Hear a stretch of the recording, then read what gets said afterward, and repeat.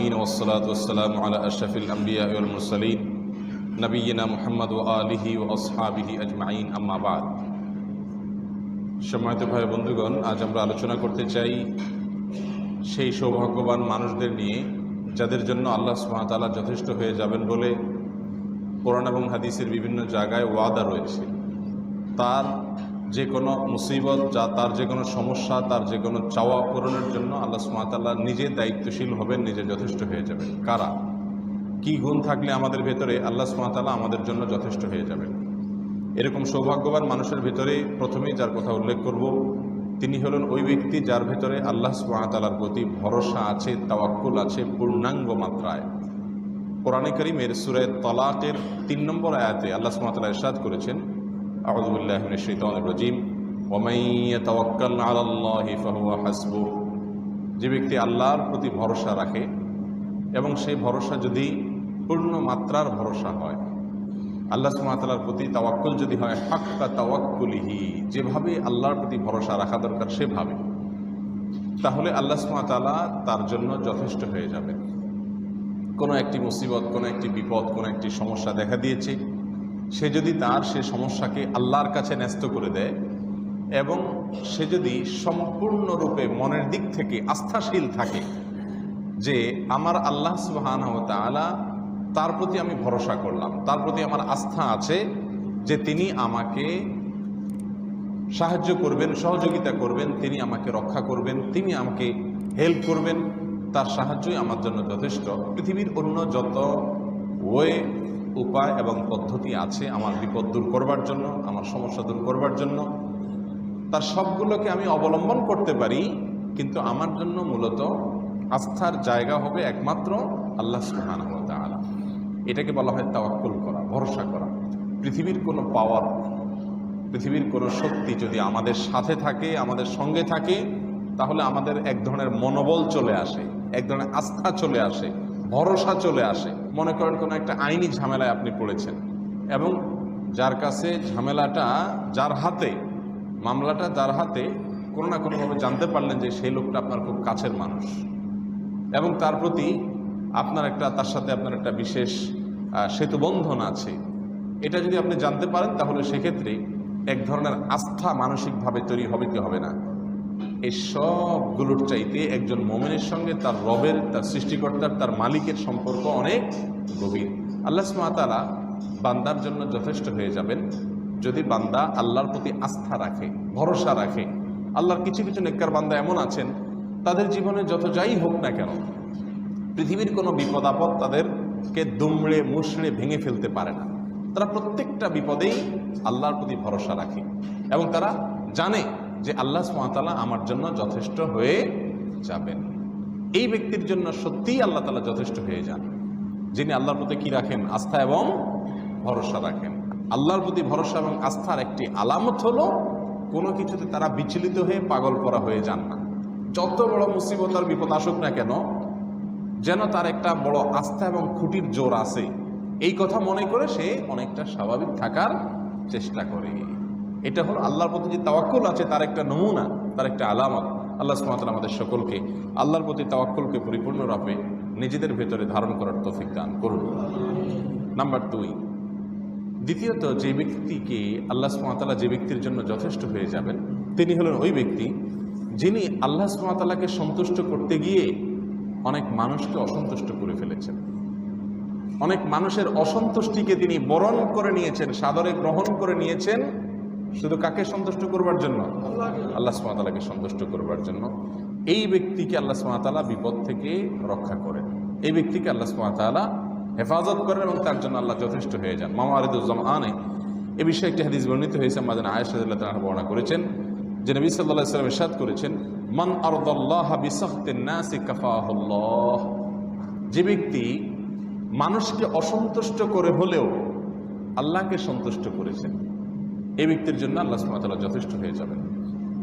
এরকম বহু পরিস্থিতি আমাদের জীবনে হয় কি হয় না, যে এই কাজটি আমি যদি করি তাহলে আল্লাহ সন্তুষ্ট হবেন, কিন্তু আমার প্রিয়জনদের অনেকে কি হয়ে যাবে? অসন্তুষ্ট হয়ে যাবে। অথবা অমুক কাজটি যদি আমি না করি তাহলে আমার আল্লাহ অসন্তুষ্ট হবেন, আর করলে কাছের লোকেরা অসন্তুষ্ট হবে। তো আমি আল্লাহর অসন্তুষ্টিকে যদি গুরুত্ব দিয়ে আল্লাহর সন্তুষ্টি অর্জনের পথে হাঁটি, সেক্ষেত্রে দেখা যায় কাছের লোকেরা অনেক সময় নাখোশ হয়ে যায়। এই নাখুশিকে যদি কেউ সহ্য করে নেয় আল্লাহর সন্তুষ্টির বিপরীতে, তো আল্লাহ সুবহানাহু ওয়া তাআলা ওই ব্যক্তিকে হেফাজতে রাখেন এবং আল্লাহ তাআলা তার জন্য যথেষ্ট হয়ে যান। আল্লাহ তাআলা আমাদের সবাইকে সেই গুণটি অর্জন করার তৌফিক দান করেন।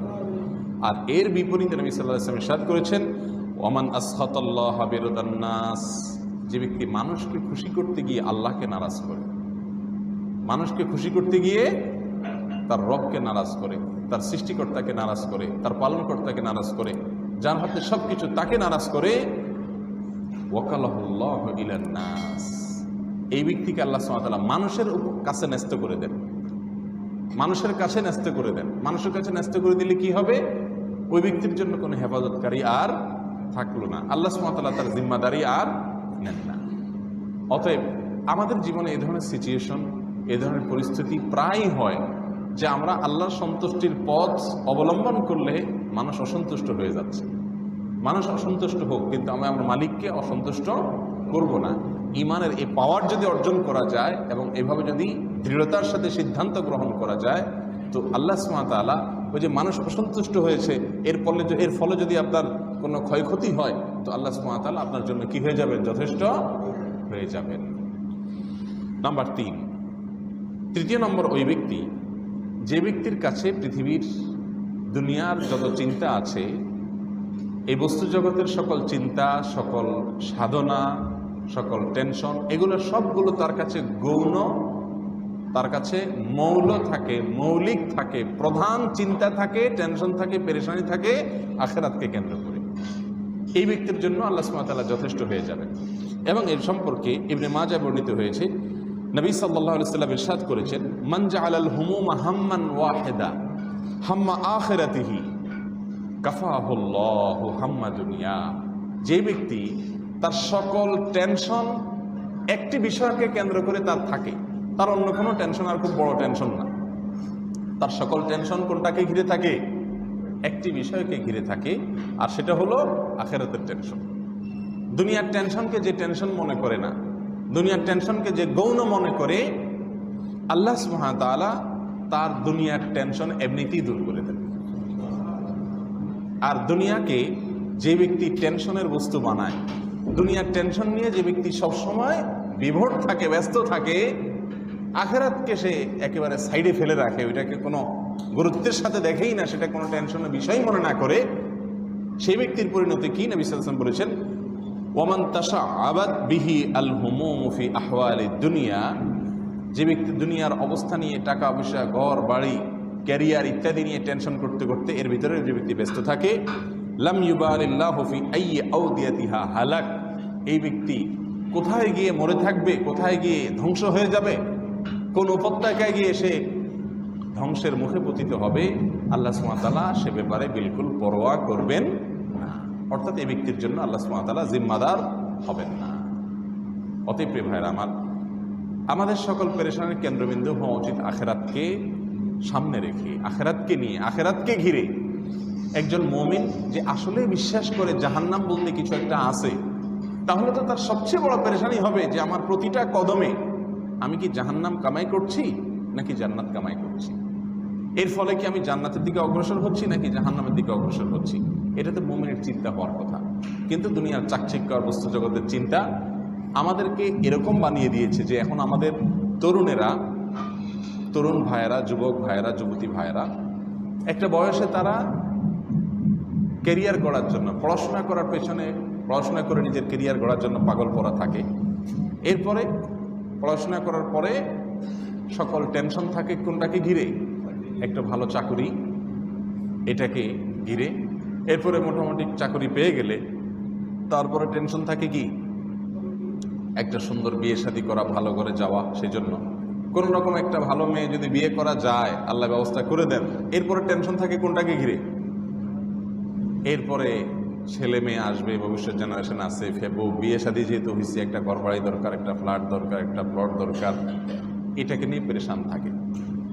এরপরে ছেলে মেয়ে বড় হয়ে গেলে আবার ছেলের বিয়ে, মেয়ের বিয়ে, তাদেরকে পড়ালেখা করানো, ছেলেকে ভালো জায়গায় চান্স করায় দেওয়া, মেয়ের ভালো জায়গায় চান্স হলো কি হলো না। একটা গড্ডালিকার ভেতরে আমরা সারাটা জীবন কাটিয়ে দেই কি দেই না। এগুলো করতে করতে করতে করতে মালাকুল মউত হাজির হয়ে যায়, আর আমরা সাড়া দিয়ে অজানার উদ্দেশ্যে পাড়ি দেই, আর কোনোদিন ফিরে আসার সুযোগ থাকে না। সবকিছুই আপন অবস্থায় পড়ে থাকে, স্ত্রী, সন্তান, পরিবার, সম্পদ সব পড়ে থাকে, কিন্তু আমাকে চলে যেতে হয়। তো বুদ্ধিমান ব্যক্তি তো সে যে তার গন্তব্য নিয়ে তার শেষ টার্গেট থাকবে জান্নাতকে কেন্দ্র করে, জাহান্নামকে কেন্দ্র করে, আখিরাতকে কেন্দ্র করে, যে আমি শেষে কোথায় যাচ্ছি কি যাচ্ছি না, সেটা হবে তার বড় টেনশন। যদি সেটাকে বড় টেনশন বানায়, তার সব কিছু যদি আখিরাত সবচেয়ে বড় টার্গেট হয়, বড় টেনশন এবং চিন্তার বস্তু হয়, তো আল্লাহ সুবহানাহু ওয়া তাআলা তার দুনিয়ার সব কিছুকে এমনিতেই কি করে দিবেন, সহজ করে দিবেন। সহজ হয়েও যাবে, কারণ আখিরাতটা যার কাছে বড় হবে, দুনিয়াতে কি পেলো না, কি এলো না, এটা তার কাছে কোনো ম্যাটার হবে না। আল্লাহ তাআলা আমাদের সকলকে সেরকম ঈমানের শক্তি দান করুন। তাহলে তৃতীয় ব্যক্তির কথা আমরা পেয়ে গেলাম, যে ব্যক্তি তার সকল পেরেশানি আখিরাতকে কেন্দ্র করে সে লালন করে ধারণ করে, আল্লাহ সুবহানাহু ওয়া তাআলা তার দুনিয়ার পেরেশানির জন্য যথেষ্ট হয়ে যাবে ইনশাআল্লাহ। প্রিয় ভাইরা আমার, ঠিক তেমনিভাবে নবী আলাইহিস সালামের আরও একটি হাদিস রয়েছে, মুসনাদ আহমদে বর্ণিত হয়েছে। তিনি বলেছেন, ওমানিস্তাকফা কাফাহুল্লাহ, ওই ব্যক্তির জন্য আল্লাহ সুবহানাহু ওয়া তাআলা যথেষ্ট হয়ে যাবেন যে ব্যক্তি আল্লাহর কাছ থেকে পাওয়াটাকেই যথেষ্ট মনে করবে। যে ব্যক্তির কাছে যথেষ্ট হবে, কার কাছ থেকে পাওয়া, আল্লাহর কাছ থেকে পাওয়া। আশ্রয় চাওয়া হতে পারে, বিপদ মুক্তি হতে পারে, যে কোনো সমস্যার ব্যাপারে সে যদি মনে করে এবং সে যদি চায় যে আল্লাহ আমার জন্য যথেষ্ট হবেন, তাহলে সত্যিই আল্লাহ তার জন্য কি হবেন, যথেষ্ট হবেন। আর যদি সে মনে করে আরে আল্লাহও লাগে ইল্লাও লাগে, আছে না এরকম চিন্তা আমাদের সমাজে, যে আগে আল্লাহ পাশে তুমি, হ্যাঁ, আল্লাহও লাগে ইল্লাও লাগে, এই টাইপের কথাবার্তা আমরা শুনি না। মানে আল্লাহ একা পারে না, নাউজুবিল্লাহ, এই জন্য আল্লাহও লাগে, সাথে আবার কি লাগে, ইল্লাও লাগে। আগে আল্লাহ আছেন, আবার পাশে তুমিও আছো, দুইটা মিলে আমার কাজ উদ্ধার হবে, এরকম চিন্তা আছে না আমাদের। অথচ প্রকৃত মুমিন যে, সে কখনো আল্লাহর সঙ্গে এভাবে ছোট শিরক যেগুলো সেগুলোও করবে না। সে মনে করবে যে আল্লাহ সুবহানাহু ওয়া তাআলা যথেষ্ট, তিনি কিভাবে উদ্ধার করবেন তিনি ভালো জানেন। এমন কোন পদ্ধতি আবিষ্কার করে দিবেন যেখান থেকে তিনি উদ্ধার করবেন আমার কল্পনাও হয়তো ছিল না। অতএব যে ব্যক্তি আল্লাহকেই যথেষ্ট মনে করবে, আল্লাহ সুবহানাহু ওয়া তাআলা সত্যিই তার জন্য কি হয়ে যাবেন, যথেষ্ট হয়ে যাবেন। আল্লাহ তাআলা আমাদের সকলকে সেরকম ঈমানের শক্তি দান করুন। প্রিয় ভাইরা আমার, এরপরে আরও এক ব্যক্তি যার জন্য আল্লাহ সুবহানাহু ওয়া তাআলা যথেষ্ট হয়ে যাবেন, তিনি হলেন ওই ব্যক্তি যিনি সকাল এবং সন্ধ্যায় 7 বার করে একটি দোয়া পড়েন। আর দোয়াটি হলো সূরা তাওবার শেষ আয়াতে, হাসবিয়াল্লাহু লা ইলাহা ইল্লাহু আলাইহি তাওয়াক্কালতু ওয়া হুয়া রাব্বুল আরশিল আযীম। এই হাসবিয়াল্লাহু লা ইলাহা ইল্লাহু আলাইহি তাওয়াক্কালতু ওয়া হুয়া রাব্বুল আরশিল আযীম, এই দোয়া যদি কেউ সকালে 7 বার পড়েন তাহলে সারা দিনের জন্য, আর যদি সন্ধ্যায় 7 বার পড়েন তাহলে সারা রাতের জন্য আল্লাহ সুবহানাহু ওয়া তাআলার দুনিয়া এবং আখিরাত সকল টেনশনের জন্য যথেষ্ট হয়ে যাবে।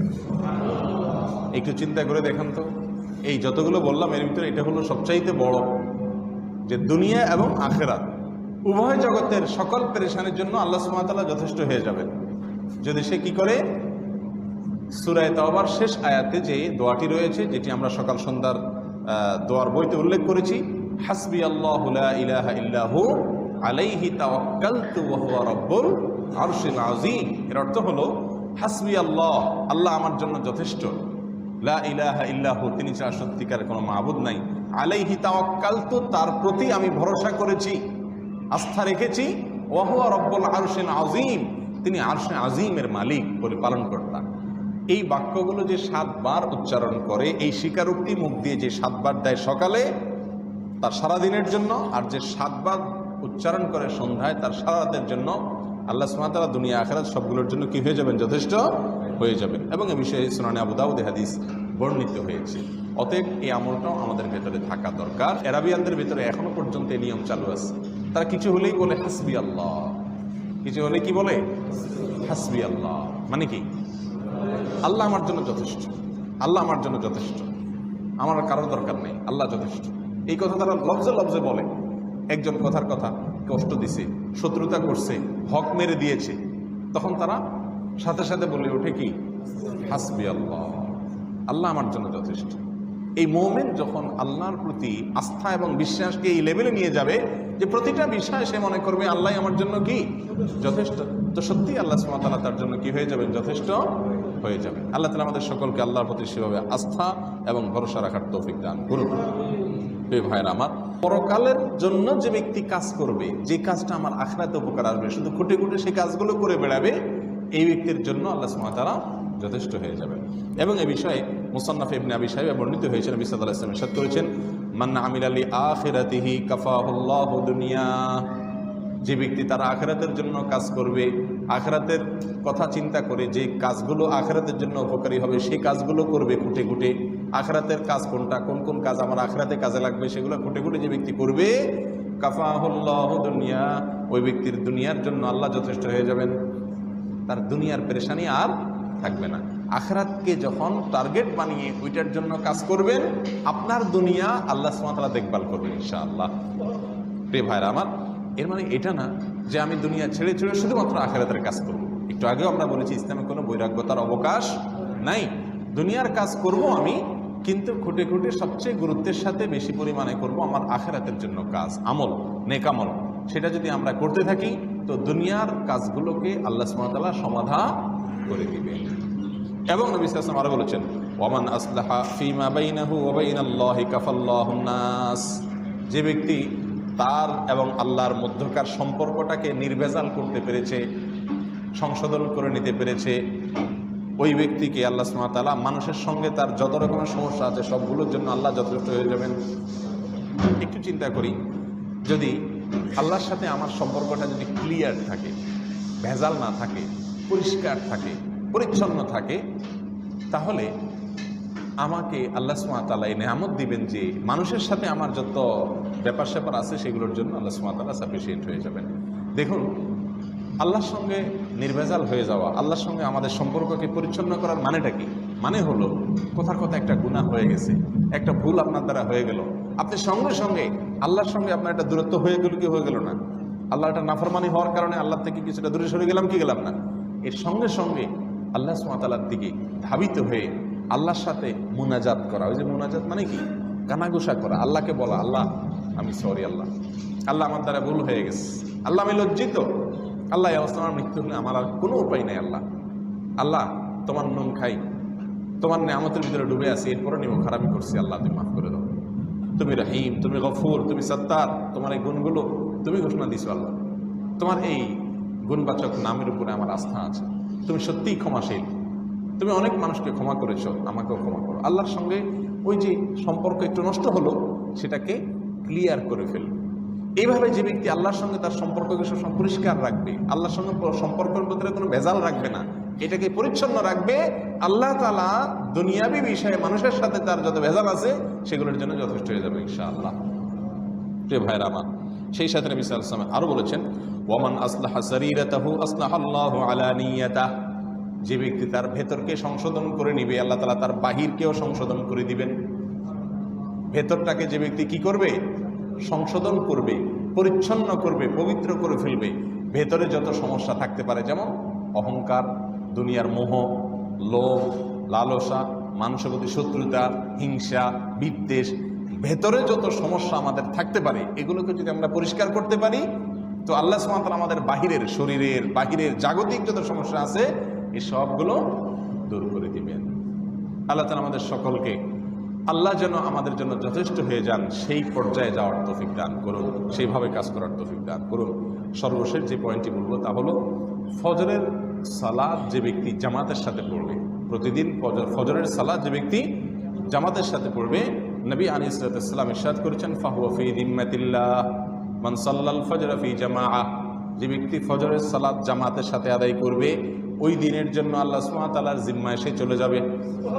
আল্লাহ সুবহানাহু ওয়া তাআলার জিম্মাদারি, আল্লাহ তাআলা তার দায়িত্ব নেবেন, আল্লাহ জিম্মাদারিতে সে চলে যাবে যদি সে ফজর নামাজ জামাতের সাথে আদায় করে। এই জন্য ভাইয়েরা আমার, পুরুষেরা সবসময় সচেষ্ট থাকতে হবে যে ফজরের সালাত যেন কি হয়? জামাতের সাথে হয়। আর মেয়েরা চেষ্টা করবে তাদের বাসার পুরুষদেরকে ফজরের সালাত জামাতে আদায় করার জন্য সহযোগিতা করা, উঠাইয়া দেওয়া, হেল্প করা, রাত্রে তাড়াতাড়ি সময় দেওয়া, যাতে করে ফজর জামাতের সাথে পড়তে পারে। তারা যদি হেল্প করেন পুরুষদেরকে, পাঠায় দেন, ইনশাআল্লাহ তাদের জন্য একই ফজিলত আল্লাহ সুবহানাহু ওয়া তাআলা দিতে পারে। এই জন্য ভাইয়ের আমার, আল্লাহ তাআলার কাছে খুব বেশি আমাদের রোনাজারি হওয়া দরকার, আল্লাহর কাছে আমাদের দোয়া থাকা দরকার যে আল্লাহ আমাদের জন্য যথেষ্ট হওয়ার জন্য যা যা করা দরকার সবগুলো আমল যেন আমাদেরকে আল্লাহ তাআলা করার তৌফিক দান করেন।